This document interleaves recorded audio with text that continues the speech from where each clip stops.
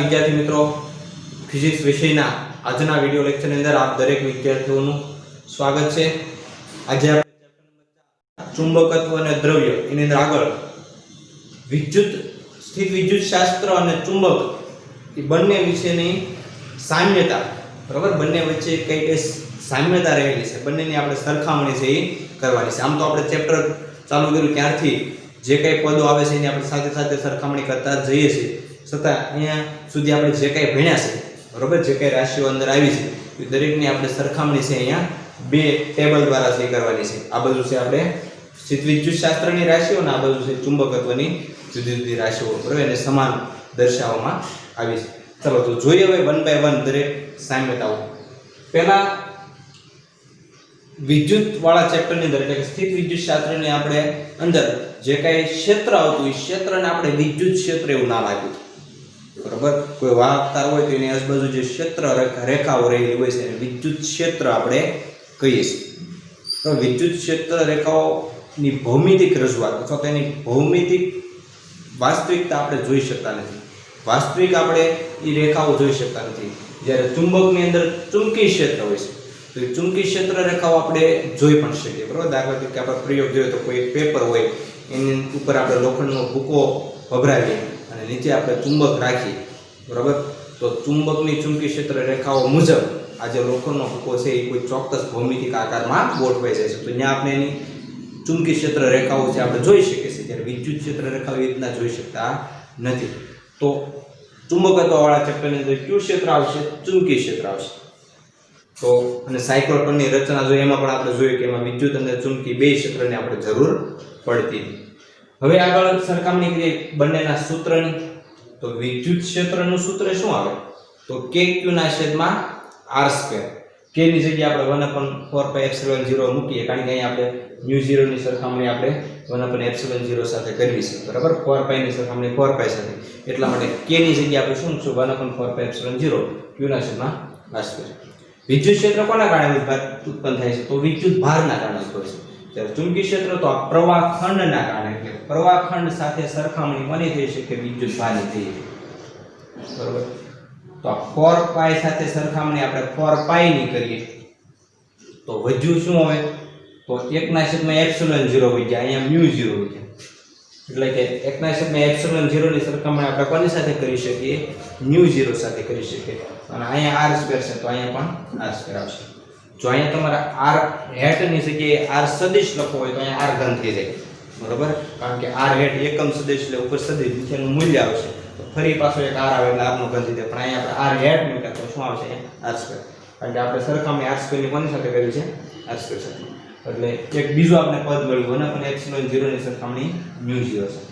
આ ε0 છે એ શું છે? શૂન્યાવકાશની પરમિટિવિટી છે, બરાબર, પણ 1/ε0 છે એટલે શૂન્યાવકાશની પરમિટિવિટીનો વ્યસ્ત એ શૂન્યાવકાશની પરમિએબિલિટી, આ μ0 એટલે શૂન્યાવકાશની પરમિએબિલિટી, જેનું મૂલ્ય આપણે ખ્યાલ છે આપણે કેટલું લઈએ છીએ?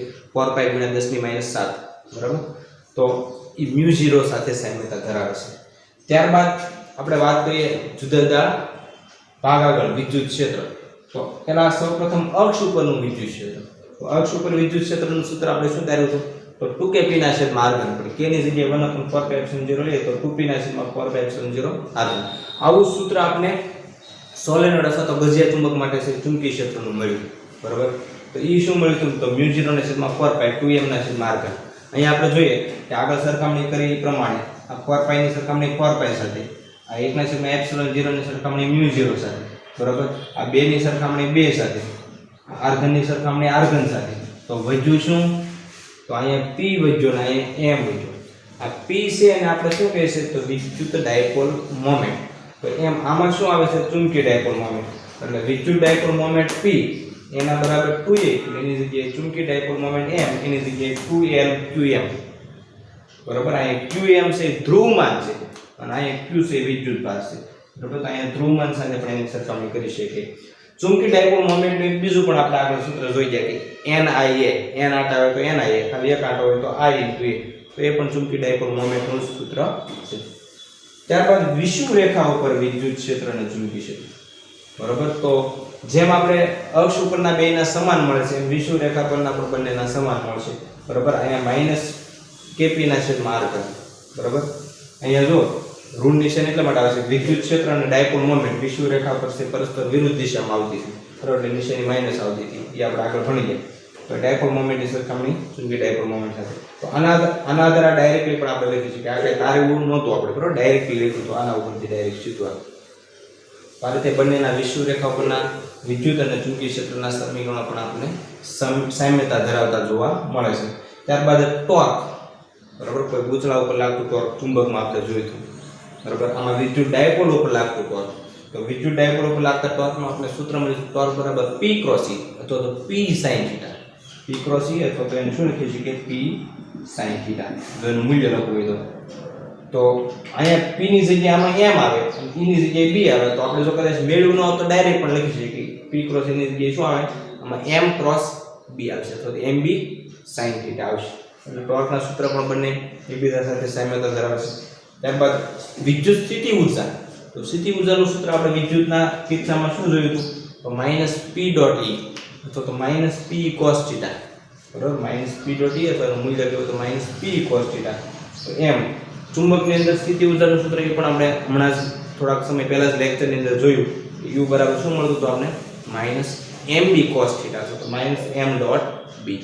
તો આ રીતે સ્થિત વિદ્યુત શાસ્ત્રની જે કંઈ ભૌતિક રાશિઓ છે એની સરખામણી આપણે ચુંબકત્વ સાથે કરી. તો ઘણી વખત બોર્ડની અંદર આ પ્રશ્ન પણ પૂછાય છે કે સ્થિત વિદ્યુત શાસ્ત્ર અને ચુંબકત્વ વચ્ચેની સામ્યતાઓ છે એ સમજાવો. એમાં આપણે આ કોષ્ટક દ્વારા આપણે સમજાવવાની. બરાબર. આ રીતના બે બાજુ છે એ લખતી જવાની. આ બાજુ સ્થિત વિદ્યુત શાસ્ત્ર ને આ બાજુ ચુંબકત્વ. ખ્યાલ આવ્યો? બરાબર. ચાલો હવે આગળ છે એક ઉદાહરણ આપણે આપ્યું છે. ઉદાહરણનો દાખલો છે. આપણે ઉદાહરણ નંબર 5.4 જોઈએ. 5 સેન્ટીમીટર લંબાઈના ગજિયા ચુંબકના મધ્ય બિંદુથી 50 સેન્ટીમીટર અંતરે વિષુવરેખીય અને અક્ષીય ક્ષેત્રનું મૂલ્ય કેટલું છે? બરાબર. એક ગજિયો ચુંબક આપ્યો છે અને ગજિયા ચુંબકના મધ્ય બિંદુથી દાખલા તરીકે આવું કોઈ એક ગજિયો ચુંબક છે. આ એનું મધ્ય બિંદુ છે. તો મધ્ય બિંદુથી 50 સેન્ટીમીટર અંતરે અક્ષ અને વિષુવરેખા બંને માટે. તો દાખલા તરીકે આ ગજિયા ચુંબકની અક્ષ છે. આ એની કઈ થાય છે વિષુવરેખા થાય છે. વિષુવરેખા. તો અક્ષ ઉપર તેના મધ્ય બિંદુથી 50 દાખલા તરીકે આ અંતર r બરાબર કેટલું છે 50 સેન્ટીમીટર. તો 50 સેન્ટીમીટર અંતરે આવેલું બિંદુ P. પહેલા આપણે અક્ષ ઉપર એનું ચુંબકીય ક્ષેત્ર મેળવવાનું છે અને ત્યારબાદ એની વિષુવરેખા પર બે માટે અંતર આપણે 50 સેન્ટીમીટર જ લેવાના છે. ગજિયા ચુંબકની લંબાઈ છે 5 સેન્ટીમીટર આપી છે. તો જે અંતર છે 50 સેન્ટીમીટર એની સરખામણીમાં 5 સેન્ટીમીટર ઘણું નાનું કહી શકાય. બરાબર. એટલે આપણે જે અવગણીને જે સૂત્ર મેળવ્યું એ સમીકરણનો અહીં આપણે ઉપયોગ કરી શકીએ. ચુંબકીય ડાયપોલ મોમેન્ટ એની m બરાબર આપી દીધી છે આપણે 0.40 એમ્પિયર ઇન્ટુ મીટર સ્ક્વેર. બરાબર. r બરાબર કેટલા આપ્યા કહેવાય અંતર તો 50 સેન્ટીમીટર અથવા તો એને મીટરમાં ફેરવો તો 0.5 મીટર. બરાબર. r પણ આપી દીધું છે. તો હવે પહેલા તો અક્ષ ઉપર ચુંબકીય ક્ષેત્રનું આપણી પાસે કયું સૂત્ર છે? તો પહેલું આપણે અક્ષ ઉપર મેળવ્યું. અક્ષ પર ચુંબકીય ક્ષેત્ર. બરાબર. ગજિયા ચુંબકની અક્ષ ઉપર ચુંબકીય ક્ષેત્રનું સૂત્ર શું આવશે તો B બરાબર 2μ0m છેદમાં 4π r નો ઘન. આ સૂત્રનો આપણે ઉપયોગ કરશું. બરાબર. તો 2 ગુણ્યા μ0 એટલે કેટલા લખી શકીએ તો 4π ગુણ્યા 10 7 લખી શકીએ. તો μ0 ની કિંમત આપણને ખબર છે 4π ગુણ્યા 10 7. m એટલે ચુંબકીય ડાયપોલ મોમેન્ટ એ આપણે આપી દીધી છે 0.40.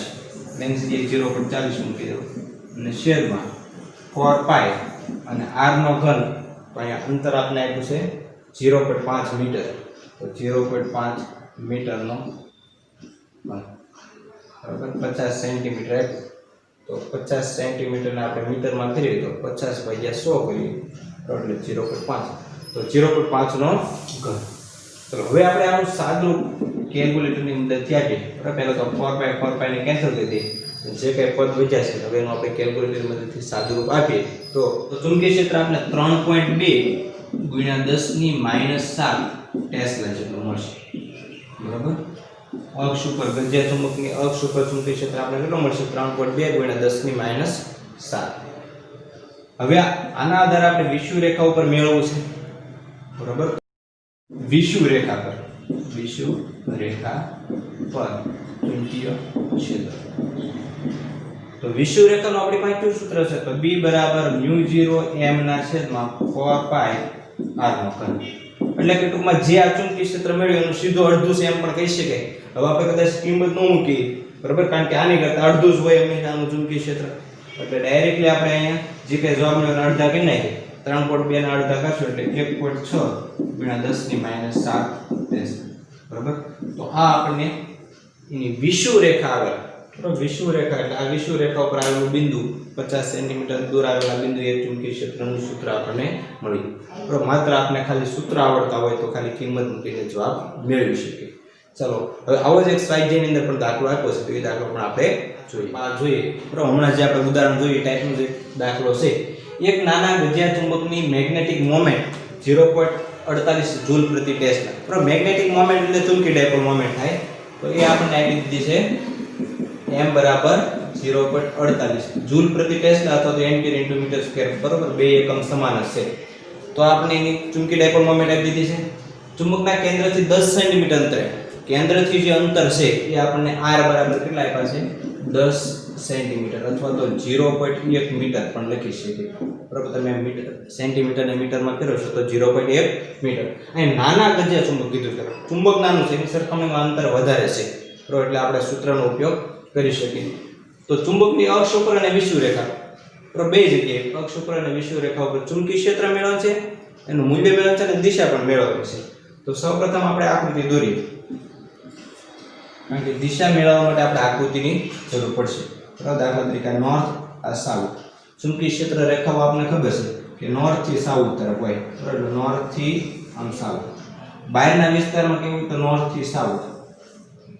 બરાબર, નોર્થ થી સાઉથ. નોર્થ માંથી બહાર નીકળશે અને સાઉથ માં દાખલ થશે. અંદરના વિસ્તારમાં કેવું તો સાઉથ થી નોર્થ થશે. બરાબર, હવે વિષુવ રેખાનો અક્ષ, તો પહેલા તો આપણે અક્ષ દોરીએ. આ અક્ષ અને આ એની વિષુવ રેખા થશે. તો દાખલા તરીકે એક વિષુવ રેખા ઉપરનું બિંદુ લાવો અને એક અક્ષ ઉપરનું બિંદુ લાવો. બરાબર, અક્ષ ઉપર. તો અક્ષ ઉપર તમે જુઓ ને તો ચુંબકીય ક્ષેત્ર રેખા કઈ આવશે? જુઓ તો અહીંથી આવી નામ આવે. ઘણી બધી ક્ષેત્ર રેખાઓ તમે દોરો તો અહીંથી આવી નામ આવે. અહીંથી આમ થાય, અહીંથી આમ દાખલ થશે. આમ તમે જોશો આ દિશા કઈ હોય તો s થી n તરફની થાય. એટલે અક્ષ ઉપર એ દિશા કઈ આવશે? s થી n તરફ, સાઉથ થી નોર્થ તરફ. ચુંબકીય ક્ષેત્રની દિશા સાઉથ થી નોર્થ તરફ થશે. બરાબર, અને વિષુવ રેખા આગળ તમે જોશો તો જો અહીંથી ક્ષેત્ર રેખા આમ ગઈ, આ બિંદુ આગળ તો આમ આવ્યું. આમ એટલે કેવું થાય? નોર્થ થી સાઉથ. બરાબર, અહીંયા પણ તમે જુઓ તો અહીંયા પણ આમ છે, એરો આ દિશામાં મળે છે. એટલે નોર્થ થી સાઉથ તરફ. એટલે વિષુવ રેખા ઉપર અહીંયા કેવું તો કઈ આવશે? નોર્થ થી સાઉથ. બરાબર, વિષુવ રેખા. આ આપણને એની દિશા મળી ગઈ. અક્ષ ઉપર સાઉથ થી નોર્થ અને વિષુવ રેખા ઉપર નોર્થ થી સાઉથ, કારણ કે આ બાજુ નોર્થ છે, આ બાજુ સાઉથ. તો આ રીતે દિશા મળી. હવે આપણે માત્ર એના મૂલ્ય મેળવવાના છે કે ચુંબકીય ક્ષેત્ર કેટલું છે. તો આપણી પાસે સૂત્ર છે, પહેલા આપણે અક્ષ ઉપર મેળવશું. તો b બરાબર શું આવશે? μ0 m છેદમાં શું આવશે? 4 પાઈ r નો. બરાબર, અને જગ્યાએ μ0 ની જગ્યાએ 4 પાઈ ગુણ્યા 10 7 ગુણ્યા 2 m. m એટલે કેટલા આવશે? તો ચુંબકીય ડાયપોલ મોમેન્ટ આપણે 0.48 અને ભાગ્યા 4 પાઈ ગુણ્યા r નો ઘન. બરાબર, r એટલે કેટલા છે? તો 0.1 મીટર અથવા તો એને 10 ની -1 પણ લખી શકાય. બરાબર, તો 10 ની -1 ઘાત એનો ઘન કરશું એટલે 10 ની -3 ઘાત થશે. આ 4 પાઈ કેન્સલ થઈ ગયા. બરાબર, તો કેટલા આવી ગયા? 10 ની -3 ઉપર જાય તો 10 ની +3 થઈ જાય. બરાબર, 10 ની +3 ને -7 એટલે કેટલી થાય? 10 ની -4 ગુણ્યા 2 ગુણ્યા 48 લખવા હોય તો કેટલી થઈ જાય? 10 ની -2. 48 દુ 96 એટલે 96 ગુણ્યા 10 ની કેટલી ઘાત થઈ જાય? તો -4 ને -2 એટલે -6 ઘાત અથવા તો 9.6 ગુણ્યા કેટલા આવશે? 10 ની -5. તો આ આપણે ચુંબકીય ક્ષેત્ર મળ્યું. અક્ષ ઉપર, ચુંબકની અક્ષ ઉપર 10 સેન્ટીમીટર અંતરે ચુંબકીય ક્ષેત્ર કેટલો છે? તો 9.6 ગુણ્યા 10 ની -5 થશે. હવે વિષુવ રેખા ઉપર તો આપણે ડાયરેક્ટ પણ લખી શકીએ. બરાબર, વિષુવ રેખા ઉપર,